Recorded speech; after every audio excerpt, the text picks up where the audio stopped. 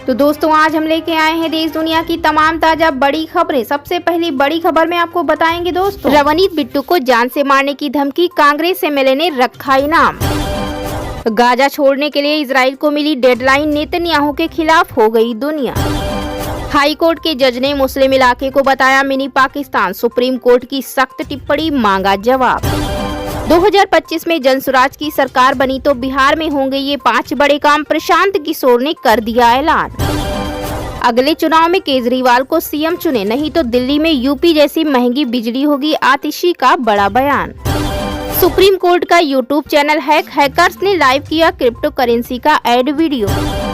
सुल्तानपुर डकैती कांड में मंगेश के बाद अब अजय यादव का एनकाउंटर, पैर में गोली लगने से हुआ घायल।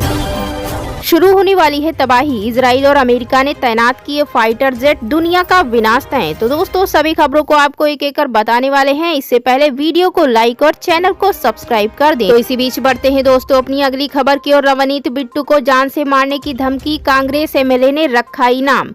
जी हां, बताते चले केंद्रीय रेल राज्य मंत्री रवनीत सिंह बिट्टू को लेकर बड़ी खबर सामने आई है।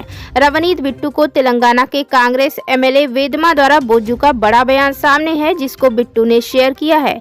रवनीत सिंह बिट्टू ने तेलंगाना के कांग्रेस एमएलए का बयान शेयर करते हुए लिखा, 1984 से 2024 तक कांग्रेस नहीं बदली, वे तब भी सिखों के खून की प्यासी थी और आज भी है। गौरतलब है कि तेलंगाना के कांग्रेस एमएलए ने बिट्टू का सिर कलम करने वाले को 1 एकड़ जमीन इनाम देने का बयान दिया है। बता दें कि रवनीत बिट्टू लगातार कांग्रेस पर निशाना साधते हुए नजर आ रहे हैं। बताते चले कि कांग्रेस के एक पदाधिकारी ने केंद्रीय राज्य मंत्री रवनीत बिट्टू पर एफआईआर दर्ज कराई है। बिट्टू पर धारा 353, 192 व 196 के तहत बंगलुरु के हाई ग्राउंड पुलिस स्टेशन में एफआईआर दर्ज की गई। तो इसी बीच बढ़ते हैं दोस्तों अपनी अगली महत्वपूर्ण खबर की ओर। गाजा छोड़ने के लिए इजराइल को मिली डेडलाइन, नेतन्याहू के खिलाफ हो गई दुनिया। इजराइल हमास जंग के बीच संयुक्त राष्ट्र ने एक प्रस्ताव के जरिए इजराइल को गाजा छोड़ने की डेडलाइन दी है। दरअसल इस प्रस्ताव पर वोटिंग के जरिए इजराइल से कहा गया है कि वह 1 साल के भीतर फलस्तीनी कब्जे वाले इलाके से हट जाएं। इस मतदान में साफ तौर पर इजराइल के खिलाफ माहौल देखा जा सकता है। वोटिंग में इजराइल के खिलाफ 124 वोट पड़े हैं, जबकि 14 वोट समर्थन में हैं और 43 सदस्य वोटिंग में शामिल नहीं थे। वहीं बताते चले कि इस प्रस्ताव ने संयुक्त राष्ट्र की शीर्ष अदालत यानी अंतर्राष्ट्रीय न्यायालय की ओर से की गई टिप्पणी का समर्थन किया है। इस टिप्पणी में कहा गया है कि फलस्तीनी क्षेत्रों में इजराइल की उपस्थिति गैर कानूनी है और इसे समाप्त होना चाहिए। अदालत ने जुलाई में फैसला सुनाया कि इजराइल एक कब्जे वाली शक्ति के रूप में अपनी स्थिति का दुरुपयोग कर रहा है। इसी बीच बढ़ते हैं दोस्तों अगली खबर की ओर। सुप्रीम कोर्ट का यूट्यूब चैनल हैकर्स ने लाइव किया क्रिप्टो करेंसी का एड वीडियो। बता दें कि भारत के सुप्रीम कोर्ट का आधिकारिक यूट्यूब चैनल शुक्रवार को हैक हो गया। हैकर्स ने चैनल पर एक क्रिप्टो करेंसी XRP का वीडियो अपलोड कर दिया। XRP यूएस की कंपनी रिपल लैब्स द्वारा डेवलप की गई क्रिप्टो करेंसी है। सुप्रीम कोर्ट इस यूट्यूब चैनल का इस्तेमाल संवैधानिक मामलों और जनहित याचिकाओं की सुनवाई की लाइव स्ट्रीमिंग के लिए करता है। हाल ही में सुप्रीम कोर्ट के चैनल पर कोलकाता के आरजीकर मेडिकल कॉलेज में एक महिला प्रशिक्षु डॉक्टर के रेप और मर्डर केस की सुनवाई की लाइव स्ट्रीमिंग की गई थी। तो इसी बीच बढ़ते हैं दोस्तों अपनी अगली खबर की ओर। अगले चुनाव में केजरीवाल को सीएम चुने, नहीं तो दिल्ली में यूपी जैसी महंगी बिजली मिलेगी, आतिशी का बड़ा बयान। आप नेता और दिल्ली की भावी मुख्यमंत्री आतिशी ने शुक्रवार को कहा कि अगर राष्ट्रीय राजधानी के लोग अरविंद केजरीवाल को मुख्यमंत्री नहीं बनाएंगे तो उन्हें महंगी बिजली और लंबी बिजली कटौती देखने को मिलेगी, जैसा कि भाजपा सरकार के तहत उत्तर प्रदेश में हो रहा है। आतिशी ने कहा, उत्तर प्रदेश की भाजपा सरकार ने 5 किलोवाट के बिजली कनेक्शन की कीमत 118% बढ़ाकर 7,967 रूपए से 17,365 रूपए कर दी है। 1 किलोवाट के कनेक्शन के लिए 250% की वृद्धि की गई है। यह उत्तर प्रदेश की वही भाजपा सरकार है जिसने इस गर्मी के मौसम में 8 घंटे की बिजली कटौती की थी और ये बिजली कटौती किसी दूर दराज के गांव में नहीं की जा रही थी। ये 8 घंटे की बिजली कटौती ग्रेटर नोएडा, गाजियाबाद और नोएडा में की जा रही थी। इसलिए दिल्ली की जनता के लिए बहुत जरूरी है कि वह अरविंद केजरीवाल को दोबारा चुने और उन्हें दिल्ली का मुख्यमंत्री बनाए, वरना जो हम उत्तर प्रदेश में देख रहे हैं महंगी बिजली, लंबे लंबे बिजली कट, वही हम दिल्ली में भी देखेंगे। तो इसी बीच बढ़ते हैं दोस्तों अपनी अगली खबर की ओर। हाई कोर्ट के जज ने मुस्लिम इलाके को बताया मिनी पाकिस्तान, सुप्रीम कोर्ट की सख्त टिप्पणी, मांगा जवाब।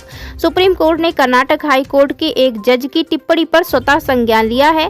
कर्नाटक हाई कोर्ट के जज ने एक मामले की सुनवाई के दौरान बेंगलुरु के मुस्लिम इलाके को मिनी पाकिस्तान कहा था। सुप्रीम कोर्ट ने इस मामले में कर्नाटक हाई कोर्ट से जवाब मांगा है। बताते चले दोस्तों कि कर्नाटक हाई कोर्ट के जज जस्टिस श्री शानंद के 2 वीडियो सोशल मीडिया पर वायरल हुए हैं। इसमें वे विवादास्पद टिप्पणी करते नजर आ रहे हैं। इसमें वे एक में बेंगलुरु के मुस्लिम बाहुल्य इलाके को मिनी पाकिस्तान कहते नजर आ रहे हैं, वहीं दूसरे वीडियो में वे महिला वकील पर असंवेदनशील टिप्पणी करते नजर आ रहे हैं। बढ़ते हैं दोस्तों अगली महत्वपूर्ण खबर की ओर। 2025 में जनसुराज की सरकार बनी तो बिहार में होंगे ये 5 बड़े काम, प्रशांत किशोर ने कर दिया ऐलान। जी हां, बता दें जनसुराज के सूत्रधार प्रशांत किशोर इन दिनों बिहार भर में अपनी पैदल पदयात्रा के माध्यम से जनता को जागरूक कर रहे हैं। वह लोगों को उनके अधिकारों के बारे में जानकारी देते हुए जनसुराज के विजन के तहत भविष्य में आने वाली सुविधाओं के बारे में भी बता रहे हैं। बताते चले कि सुपौल में 20 सितंबर को आयोजित एक जनसभा में प्रशांत किशोर ने 5 प्रमुख कार्यों की घोषणा की, जिन्हें जनसुराज की सरकार आने पर लागू किया जाएगा। उन्होंने कहा जब जनसुराज की सरकार आई तो 5 महत्वपूर्ण बदलाव होंगे। प्रशांत किशोर की 5 प्रमुख घोषणाएं ये थी। प्रशांत किशोर ने कहा कि जिनकी उम्र 60 वर्ष से अधिक है उन्हें वर्तमान में सरकार द्वारा मात्र 400 रुपए पेंशन दी जा रही है, लेकिन दिसंबर 2025 से जनसुराज की सरकार बनने पर यह पेंशन बढ़ाकर 2000 रुपए प्रतिमाह कर दी जाएगी। वर्तमान में जीविका समूह के तहत महिलाओं से 2% मासिक ब्याज वसूला जा रहा है। जनसुराज की सरकार आने पर महिलाओं को रोजगार और व्यवसाय के लिए केवल 4% वार्षिक ब्याज दर पर पूंजी उपलब्ध कराई जाएगी। प्रशांत किशोर ने यह भी कहा कि जनसुराज की सरकार बनने पर गाँव में रोजगार के नए अवसर पैदा किए जाएंगे, जिससे युवा पलायन करने को मजबूर न हो। शिक्षा और स्वास्थ्य के क्षेत्र में बुनियादी सुधार किए जाएंगे। हर जिले में उच्च गुणवत्ता वाली शिक्षा और स्वास्थ्य सेवाएं उपलब्ध कराई जाएंगी। वहीं प्रशांत किशोर ने कहा कि जो किसान धान और गेहूं के बजाय नगदी फसलें जैसे सब्जियां या मसाले उगाएंगे, उन्हें सरकार द्वारा श्रमिकों की मुफ्त सुविधा दी जाएगी।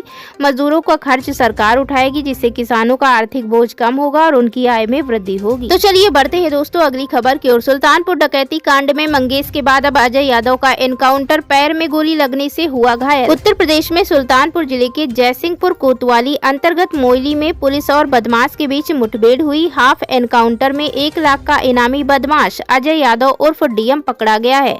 सूत्रों की माने तो बदमाश के पैर में गोली लगी है, उसे इलाज के लिए अस्पताल लाया गया है। सूत्रों से मिली जानकारी के मुताबिक जयसिंहपुर कोतवाली क्षेत्र के ग्राम सभा मोइली के पीढ़ी बगिया चौराहा मार्ग भेवतरी के नहर पटरी पर शोभावती इंटर कॉलेज के सामने मुठभेड़ हुई है। गोली की आवाज से ग्रामीणों की नींद टूट गई। जब तक ग्रामीण कुछ समझ पाते पुलिस पकड़े गए। इनामी बदमाश को लेकर जयसिंहपुर सामुदायिक स्वास्थ्य केंद्र पहुंची, जहां से डॉक्टर ने बदमाश को राजकीय मेडिकल कॉलेज सुल्तानपुर रेफर कर दिया। बताया जा रहा है कि पकड़े गए बदमाश की पहचान जौनपुर के सिंगरामऊ थाना अंतर्गत लालपुर निवासी अजय यादव उर्फ डीएम के रूप में हुई है। हाल ही में डकैती कांड में उस पर 1 लाख का इनाम घोषित हुआ था। पुलिस के अनुसार पकड़े गए बदमाश अजय पर 5 मुकदमे दर्ज हैं। वहीं गिरफ्तार आरोपियों में अरविंद यादव, दुर्गेश सिंह, विवेक सिंह, अजय यादव और विनय शुक्ला शामिल हैं। 1 सप्ताह पहले 28 अगस्त को बदमाशों ने ढठेरी बाजार स्थित आभूषण की दुकान में डाका डाला। चलिए बढ़ते हैं दोस्तों अगली खबर की ओर। शुरू होने वाली है तबाही, इजराइल और अमेरिका ने तैनात किए फाइटर जेट, दुनिया का विनाश तय। जी हां, बता दें बीते 2 दिनों इस लेबनान सीरियल धमाकों के चपेट में है। पेजर, वॉकी टॉकी और सोलर एनर्जी सिस्टम में हुए धमाके में अब तक 37 लोगों की मौत हो चुकी है, जबकि 2300 से अधिक घायल हैं। इस हमलों के बाद से मिडिल ईस्ट में तनाव बढ़ गया है। मारे गए लोगों में 25 सदस्य हिजबुल्लाह के बताए जाते हैं। इसी बीच लेबनान में इजराइल ने तबाही मचा दी है। इजरायली सेना ने 1000 रॉकेट लॉन्चर बैरल को नष्ट कर दिया है। दरअसल इजराइल ने दावा किया है कि हिजबुल्लाह उनके देश पर दागने के लिए सैकड़ों रॉकेट लॉन्चर बैरल को तैयार कर रहा था, जिसे उन्होंने नष्ट कर दिया है। 1000 रॉकेट लॉन्चर बैरल के अलावा आतंकवादी बुनियादी ढांचे को भी निशाना बनाया गया है। इधर अमेरिका ने भी मध्य पूर्व में अपनी सैन्य उपस्थिति बढ़ा दी है। पेंटागन की प्रवक्ता सबरीना सिंह ने कहा है कि हमें अगर इजराइल की रक्षा रक्षा करने की जरूरत पड़ेगी तो हम आ जाएंगे। अमेरिका ने 40,000 सैनिक, 10 से ज्यादा युद्धपोत और 4 वायुसेना लड़ाकू जेट तैनात कर दिए हैं। बताते चले कि युद्धग्रस्त लेबनान में हिजबुल्लाह के लड़ाके बातचीत के लिए पेजर और वॉकी टॉकी का इस्तेमाल करते हैं। इजराइल और हमास की युद्ध की वजह से जारी तनाव के बीच लेबनान पर हो रहे इन तकनीकी हमलों ने पूरी दुनिया को हैरान कर दिया है। हिजबुल्लाह इस हमले के बाद से इजराइल पर बुरी तरह भड़का हुआ है। डर के मारे लेबनान के लोगों ने फोन तक इस्तेमाल करना बंद कर दिया। वहीं बता दें दोस्तों, ताबड़तोड़ मिसाइल अटैक के बाद इजराइल ने फिर से हिजबुल्लाह को गंभीर चेतावनी दे डाली है। उन्होंने कहा है कि हिजबुल्लाह को भारी कीमत चुकानी पड़ेगी। साथ ही हिजबुल्लाह ने भी कसम खाई है कि वह इजराइल को किसी भी कीमत पर नहीं छोड़ेगा।